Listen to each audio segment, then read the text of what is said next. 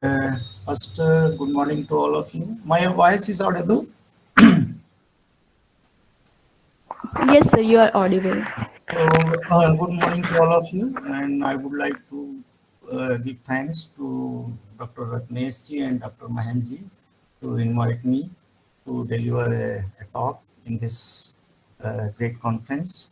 And I earlier also joined this conference when it was held in Allahabad. So, so I would start my presentation. So I'm sharing just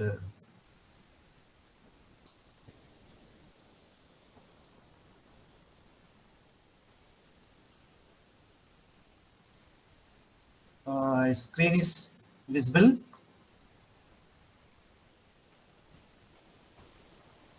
Yes, sir, it is visible. Okay,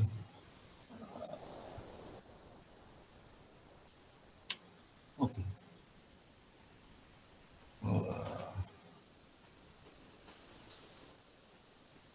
Just start that.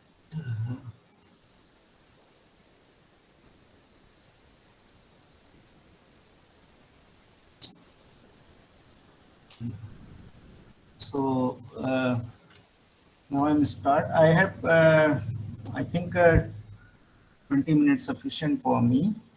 So so I start the since here that's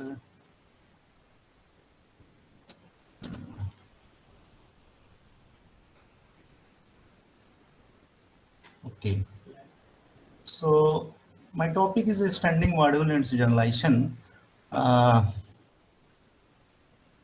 this is actually the very interesting topic.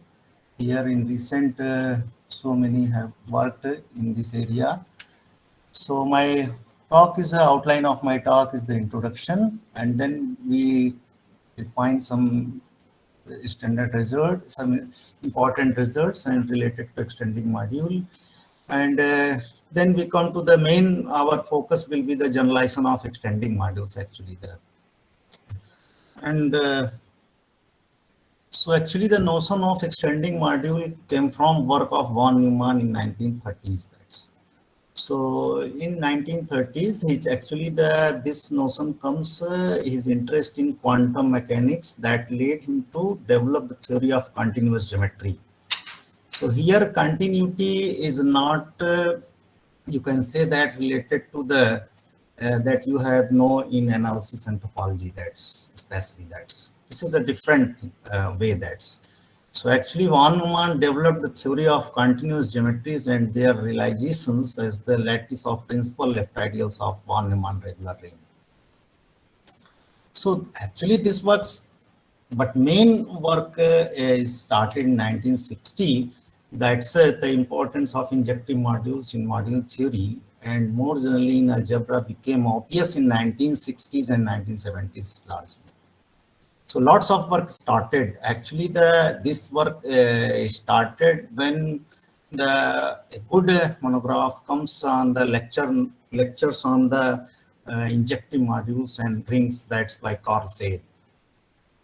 So since that time, there has been a continuing interest in such modules and their various generalizations which arose not only in directive form, the study of injective, but also from the work of John Neumann that I have stated earlier. That's okay. So basic things is that here, so what is the essential and actually our today first speaker, Dr. Avnish Kumar Chaturvedi, defined these things. That's essential. What is essential when we say that when a module is essential in an essential submodule. So here again define A and B are two submodules of an R modulium. Then A is said to be essential in B if A intersection C is non-zero for every non-zero submodule C of B. Okay, and in this case B is said to be essential extension of A. So a submodule N of an R modulium is called closed submodule if it has no proper essential extension in M. So extending module defined in such a way that a module is called an extending module or CS module, or yeah, said to have C1 condition if every submodule is essential in a direct summand of M, or every closed submodule is a direct summand of M. So actually the extending module word and the CS module word are used by the extending module word mainly used by the Harada and their schools and their students and Oshiro. So they used extending, and Hajra Niwas and others that used the lots of work have done, and they used the CS actually complementary summations means that. So CS module and both words are oftenly used. Some mostly we use this CS module. CS modules means extending modules. So no confusion, either we call CS module or extending modules. So what is the C1 condition? C1 condition is that an R module M is the set to have to prove in C1 condition is the every essential every submodule essential in a direct summand. That is C1 condition. That is also known as. So now the extending condition has proven to be an important common generalization of the injective and semi-simple module. So actually, quasi-injective modules, uniform modules are these are semi-simple modules are examples of the extending module, CS module. C2 condition is the NR module M is said to have C2 condition if any submodule of M which is isomorphic to a direct summand of M is itself a direct summand of M. And C3 condition is the module M is said to have C3 condition if direct sum of any two disjoint direct summand of M is itself a direct summand of M. So with these two conditions, we also that's related with the injectivity. So here simply M injective module and R module M is said to be M injective module if for any submodule N of M. Here for any inclusion map from, you can say that phi n to M and any homomorphism theta from N to Q, there exists a homomorphism psi M to Q such that phi followed psi is equal to theta. That's yani ki here can extend the map from you can say extend from map N to Q to M to Q, that extend that. So injective module and R module Q is said to be injective if Q is M injective for every R module. Quasi-injective, furthermore, an R module Q is said to be quasi-injective if Q is a Q injective. Yeah, when we say that a module M is M injective, if it is a any some module of M to a homomorphism, some module to M, extend to M, that is called the quasi-injective. So one mnemon called regular ring as a continuous if the lattice of principal left ideals upper and lower continuous. That's so actually in 1960-66 Whitney continued this study and proved that a regular ring R is a left continuous if and only if the left R module is R is extending that. So after that 1960-66 the Zarmi, Muhammad Bausi and others from 71 to 77 extend these concept over to modules. Above is the only for the rings, that's C1, C2, C3 conditions there. But here continuous and quasi-continuous modules were studied by various others and theory was developed. That's continuous and quasi-continuous actually modules is that a module is said to be continuous if they satisfied C1 and C2 conditions and quasi-continuous if they satisfied C1, C3 conditions. So for details of the continuous and quasi-continuous and other things, you can see the monograph by S.H. Muhammad and V.J. Muller, Continuous and Discrete Module, London Mathematical Society, lectures wrote this. And another book is that monograph is written by N.V. Dung and Heinz and Smith, S. Bauer, Extending Modules. They published in 1994. That's okay. So it is well known that a quasi-injective module have C1 condition as well as C2 condition. Also C2 condition implies C3 condition. So NR module is said to be, I have defined that continuous and quasi-continuous modules. So in general, the following implications is true. Injective implies quasi-injective and quasi-injective implies continuous module, and continuous module implies quasi-continuous, and quasi-continuous implies extending module, and extending module implies purely extending and purely essentially bare modules. So these are the, you can say, the generalizations of the, some more generalizations, extending module to generalization of extending module, but we focus here the some results on purely extending module and purely essentially bare module. So quasi-injective modules and injective modules, let R is equal to Z and M is equal, quasi-injective module need not be injective modules. Okay, so here agar if you take ring Z set of integers and M is equal to Z and N belonging to M, then M is M is a quasi-injective R module while it is not injective. So in fact, every Zn is fully invariant in their respective injective hull, while Zn is not divisible Z module. So this is not divisible, so not injective. That's so. See, again, continuous need not be quasi-injective modules. So these are examples. Actually, we come to the main, that quasi-continuous need not be continuous. So actually, by these examples, we saw that the reverse implications not imply that. So extending module need not be quasi-continuous, because if Z module, if you take M, which is direct sum of Zp plus Zp square, satisfies the C1 condition, while it does not satisfy the C3 condition. In fact, A 0, 1 bar Z and B 1 bar P Z both are direct summand of M, and A intersection B is 0 also, while their direct sum, which is not a direct summand of M. So M is extending Z module, but is not quasi-continuous. So they face the C3 conditions. So generalizations of extending modules are the, we have seen in the last day. So some extending module related to the injective D modules. That's so 1981, M. Harada and Koishiro introduced the uniform extending module in this article on extending property on direct sum of uniform modules. Uniform modules की intersection of any two non-zero submodules are the non-zero. That's it's called uniform module. So uniform extending module, a module M is uniform extending if every uniform submodule of M is essential in a direct submodule. So because it is not necessary that every submodule is uniform. So here we generalize that idea, extending module to uniform extending module.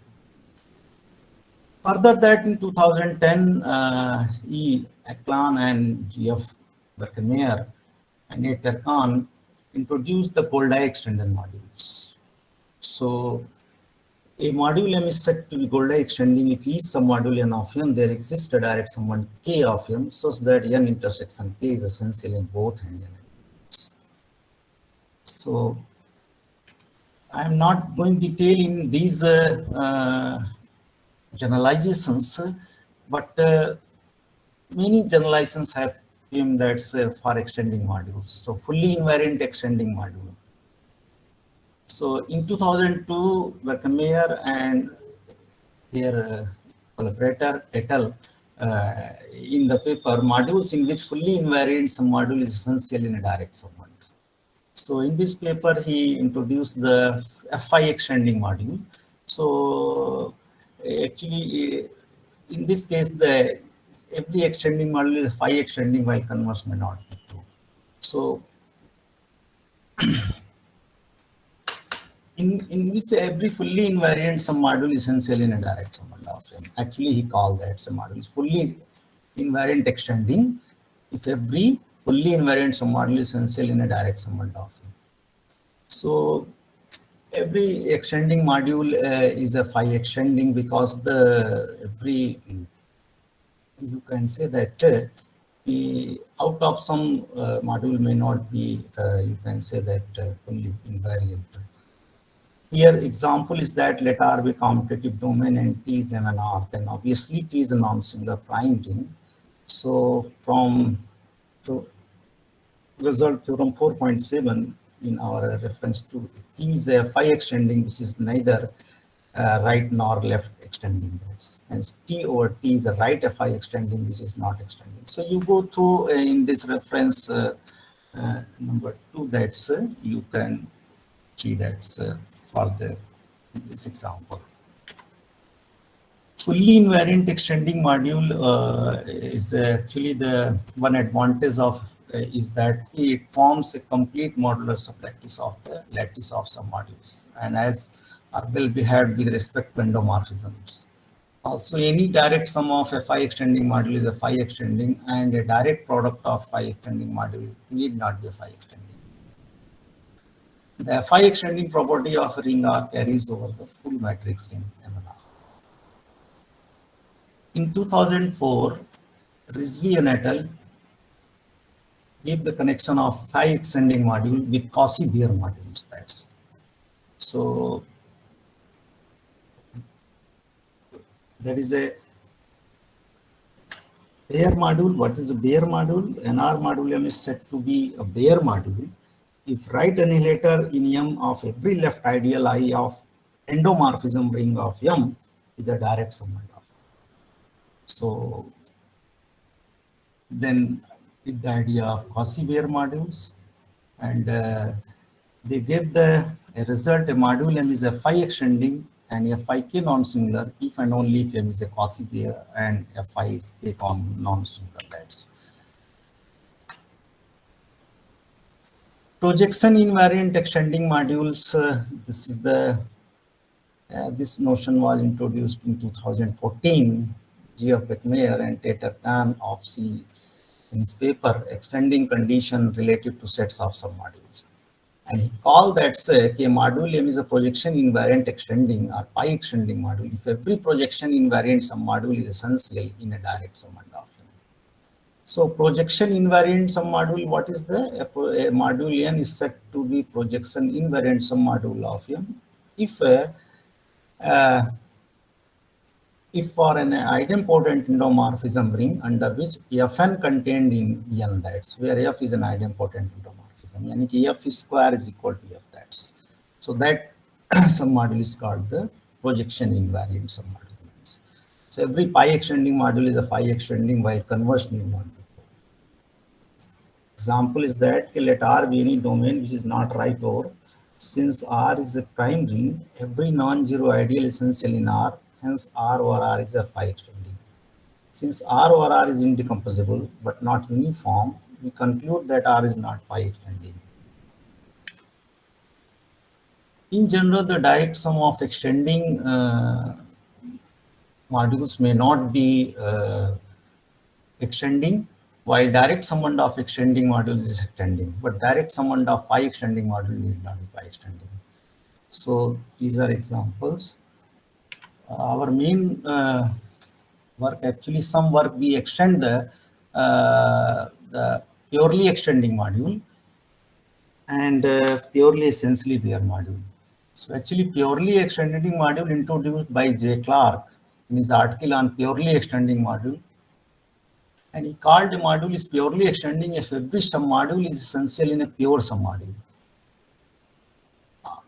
Yeah, equivalently you say that every closed submodule is direct summand. That's so purely extending module, every closed submodule is pure. Pure submodule, according to P.M. Cohen, what is a pure submodule? So actually a submodule, you can say that n of right R module M is said to be pure submodule of M if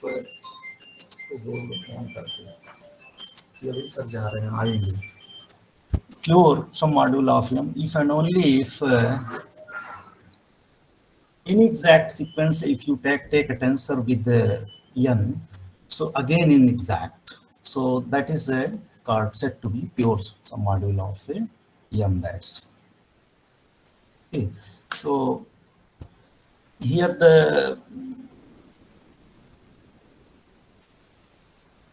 So there's some mistakes. I think that's L is a set to be poor.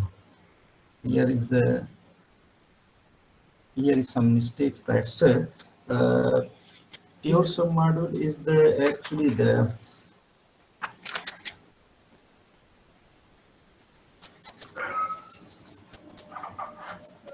you can say that's actually definition here some mistakes. That's you can DJ Feldhaus he developed the pure theories. So many results related to the pure theories you can search for the DJ Fieldhouse. So in that case, that's okay. So now we move ahead. That's purely extending module is also a generalization of extending module. So these two notions are equivalent over a von Neumann regular ring. So we have studied some more properties of purely extending module. Here we studied some more results on purely extending modules, and these are the joint work with our student Shikumar. So every extending module is a purely extending. The following example shows that purely extending module need not be extending module. So by some results, there exists a commutative continuous regular ring of F. By example, in 7 reference, that's if you take a ring of cross 2 matrix over field F, is neither left nor right continuous ring. Since F is a regular ring, R is a regular ring. Okay, so RR is a purely extending right R module, while RR is not a right extending R module. In fact, by proposition in it, a regular ring is a right continuous if and only if it is a right extending ring. So RR is neither left nor right extending R module. So purely extending module, so need not be extending module. So now we discuss when a purely extending module to be extending module. So next results shows that a finitely generated flat R module M over an linear ring R is purely extending module if and only if it is extending module. Yeah, an R module M over a pure semi-simple ring is purely extending if and only if it is a extending module. So in general, some modules of purely extending module need not be purely extending module. If you take R is a cross 2 matrix whose from Z, Z, 0, Z, then RR is a finitely generated Noetherian R module, which is not extending. So you can see this example from reference 7. So RR is not purely extending R module. So its injective hull of be the injective hull of RR, then ER is a purely extending, while RR is not purely extending. Okay. So some modules of purely extending need not be purely extending. So now we provide some conditions under which some modules of purely extending module is purely extending. Let M be purely extending module and N be some module of M. If for every pure sum module of P of M, N intersection is pure sum module of M, then N is a purely extending. So I think also that let M be a module, N be purely extending sum module of M, and P be a pure sum module of M. If P plus N is non-singular, then P intersection is a pure sum module. Okay. Every direct sum module of purely extending module is a purely extending. So purely direct sum of purely extending modules need not be purely extending. So you can say that a Z module ZP plus ZPQ here where P is a prime number is not purely extending, while both are the purely extending modules. Next result give that we give the when the direct sum of purely extending module is a purely extending. If M is equal direct sum of Mi be a direct sum of R modules Mi for all index at I is greater than 2, then the following statements are equivalent. So M is a purely extending, then there exists Ij belonging to I is a index set, I is not equal to J, such that every closed sum module W of M with here W intersection Mi is equal to 0 or W intersection Mj is equal to 0 is pure sum module. there exists Ij belonging to I is not equal to j, such that every complement of Mi or Mj in M is purely extending and pure submodule. So with this, the direct sum of purely extending module is a purely extending. Purely essentially bare modules, an R module M is called, this is another generalization. We introduced this notion. An R module M is called purely essentially bare module if for every left ideal I of this endomorphism ring M and right annihilator of I in M is essential in a pure sum module of M, then R is a right purely essentially pair if R is a purely essentially pair R module. This is a called the purely essentially bare module. That's so consider the following statement for right R module. M is a purely bare module, M is a purely extending module, M is a purely essentially bare module. These the statement are not equivalent, but only the here one implies third and second implies third, but implications not reversible in general. That's so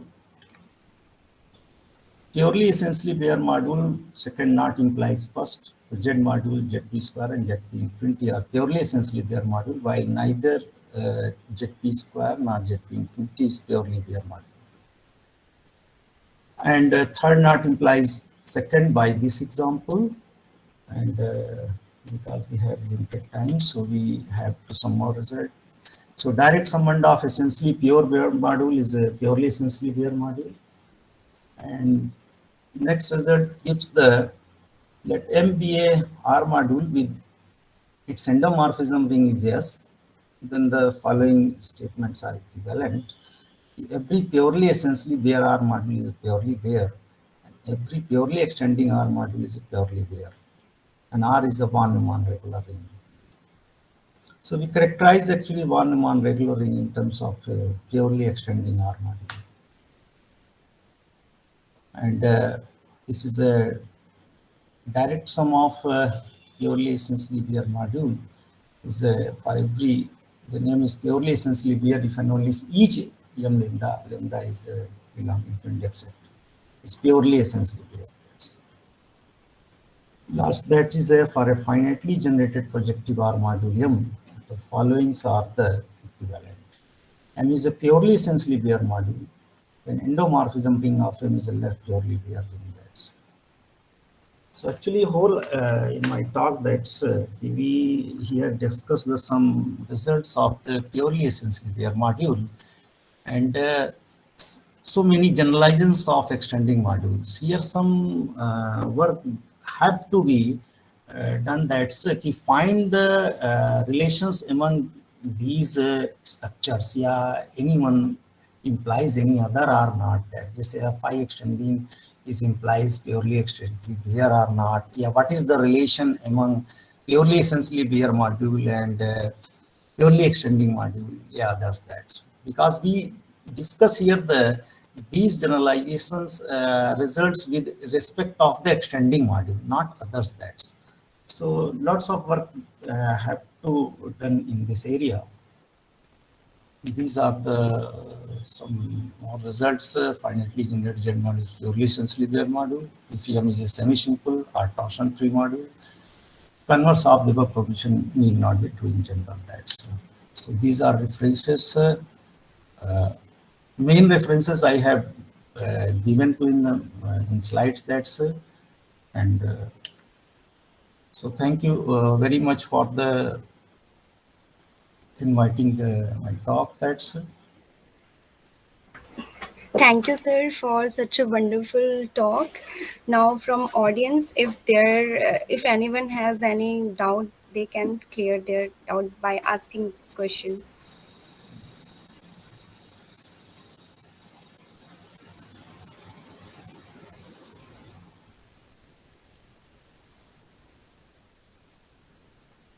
actually lots of actually work we cannot summarize in a limited time, but I just glimpsed the total all generalizations of here extending modules. And if any students want to work in this area, so definitely they say you can dualize all these things in respect of discrete modules. So for this very good monograph is the continuous and discrete modules by Vijay Muller and Mohammed and Muller. That. Okay, sir. Thank you, sir.